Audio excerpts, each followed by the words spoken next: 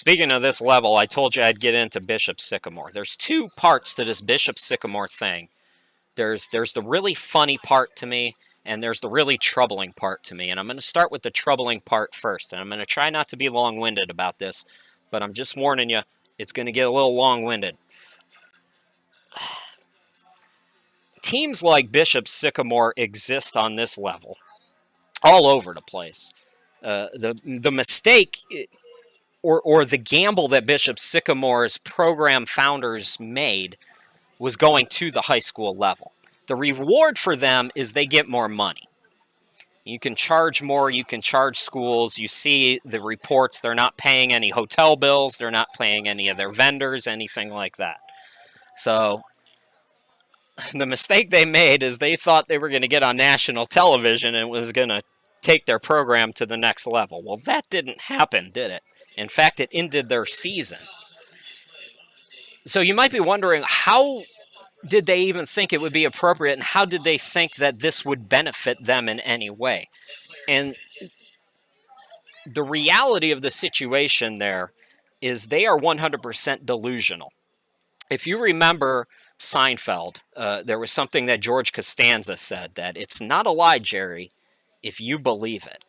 And I think in some level, a lot of these con artists, they believe they're doing the right thing. They believe they're helping kids. They believe that what they're doing is right. Or they've convinced themselves as a way to make money and to seem morally sound that what they're doing is right. Bishop Sycamore is not right. I have a major, it upsets me to see these players get used like that. And I've seen it on this level. You see it a lot on this level.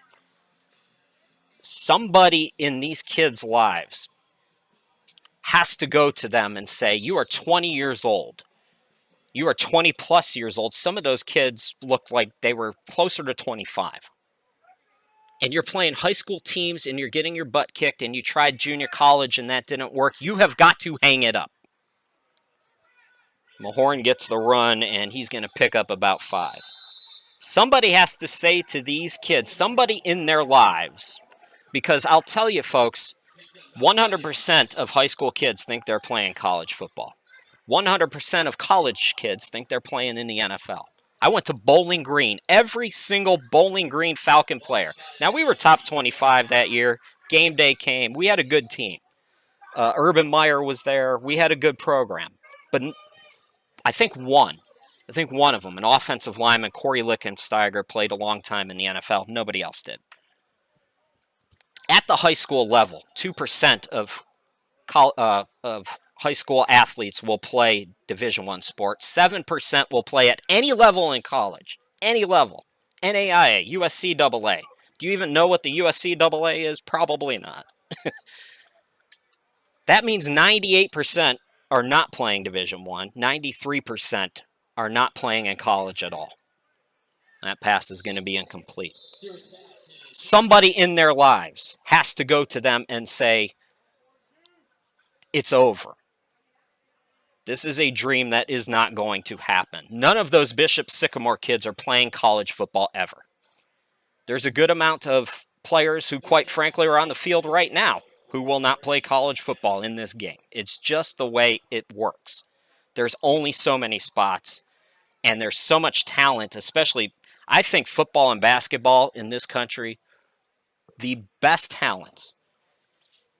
A good program will never promise that you're going to college. We talked last week with Wes Dorton, the owner, and we talked about these great numbers. Palmetto Prep a couple of years ago, 40 out of 44 kids went to play in four-year schools. That's great. And, the conversation we had last week was great, but really it comes down to the kids. All these great numbers that Palmetto Prep has, credit their coaching staff, credit their tutors, but really it's about what the kids want to do. And even then, sometimes you need a little luck. 93%. It takes a little bit of luck when only 7% of student athletes can go play in college. You need a certain amount of love and support. But the love and support has to come also. I knew this was going to get long-winded. I apologize. But the love and support has to come from somebody, a friend, a family member. Somebody has to say, look, it's over. You tried. How about Monty Stewart? What a run. Did he get through? Is he out of bounds? They say no, and he's going to get all the way down to the Palmetto Prep 23-yard line. Wow. So they're going to mark him out at the 25, it looks like, but an incredible run there by Monty Stewart, who probably should be playing somewhere. I think he can be one of those 7%. But anyways, if you find yourself, you have got to recognize when you're being taken advantage of. It's hard to do as a kid that age, because it just infuriates me that these Bishop Sycamore people will just lie to these kids' faces. You're 20 plus years old, you've played junior college football, you're playing high schoolers, and you're getting routed. It's over. That pass was deflected and almost caught by a lineman, Lalaman. And I will say this, I knew I sucked at basketball when I was very young, so I knew basketball was not going to be a part of my life. But I knew I wanted sports to be involved in my life somehow. And, look, if you can't play in college, you can walk on. You can be a manager. You can be a filmer. You can work in the athletic department. You can be a coach. There are all kinds of ways, if you love football, to be involved with this game. There are a million of them. But for 93% of high school kids, it's not going to be playing on a college football field.